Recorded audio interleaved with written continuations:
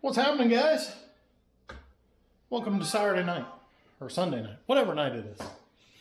I got to thinking, I showed you guys putting up these pegboards to hold all the kits, but I need to make a video kind of explaining what all I have, because a lot of you probably don't even know what products I offer. And just an FYI, I will sell kits year-round on an on-hand basis. I really don't do much ordering in the summer, unless I get an email about a sale. Finished models, I only build from November to February because we farm from the 1st of March till November. That being said, let's kind of look it over. So I kind of specialize in three things: haying, silage, and manure. It covers most everything. Or cattle side, I should say, not just necessarily manure. So haying. Got classic balers, modern balers in the 4x4s, accumulators, or the slide, Darf rakes, Heineken 20-foot wind-rowing stock chopper, classic Heston and Case swather, steamer. You know, all of us out here on the prairie, we got to have something to make beautiful hay with. These two blank spots are for prototypes currently in the works. Hey, look, there's a prototype. And then you've got the stingers. The truck mount versus what I always call the crane body. And that kind of wraps up the hay section. Moving on, you got tillage.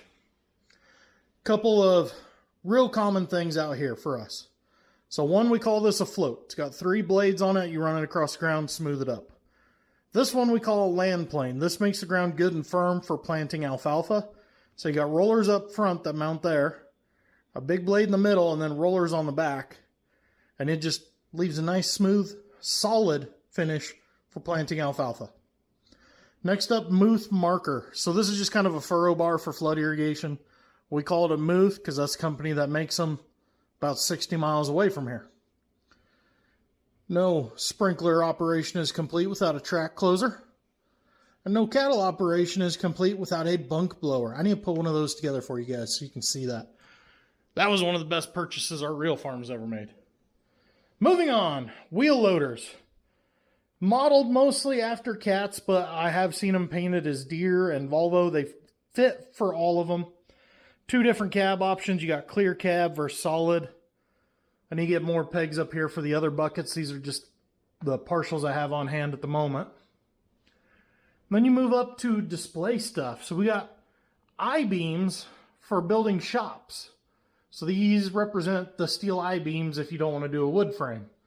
So we got 100, 80, 50, and 40-foot clear spans. And then 20, 15, and 10-foot posts for the sidewalls. And then these guys, truck scales, 20-foot sections. Buy however many sections you want. And then there's the concrete ramps to go to the end. It all just snaps together. Board number 2. So, a lot of silage. So I got my current classic, well, I call it a classic, goes with the 7000 series Deere pickup head, 10-row folding and 8-row folding.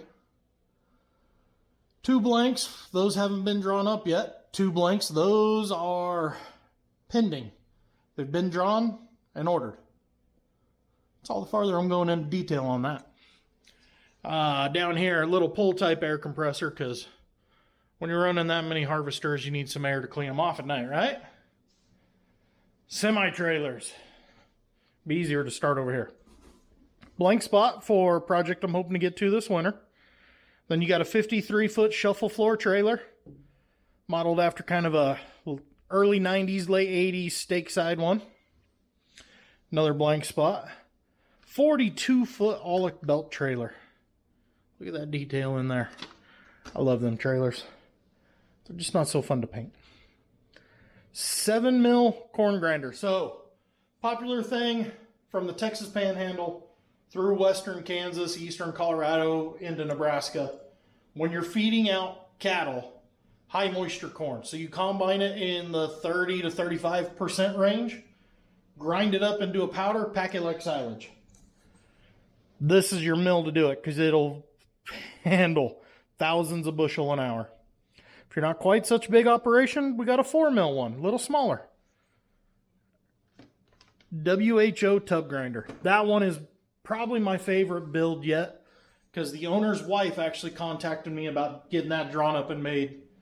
That was a fun project. Next row, silage trailers. So kind of a JBS Artex style 38, 34-foot trailers, 24-foot truck mount. Those turned out nice. Bale processor. Drawing a blank on the brand. Essentially, you can set bales on there, grinds them, and just spits them out. Kind of how you start new cattle on a ration. Just puts hay in the bunk. Combine trailers. Classic Donahue style versus the modern fifth plate or fifth wheel. And then double header trailers. Fifth plate version to pull 40-footer.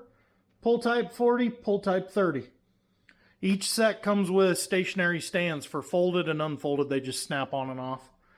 Then here's a guy not many know. It's a Coima silage header trailer. So it's designed to transport those guys. Going back to this end again. We get into manure spreaders. So we got two kinds, the horizontal beaters and the vertical beaters.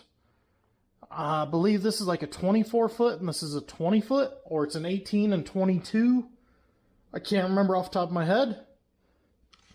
This is a Harsh feeder box, modeled after a 575.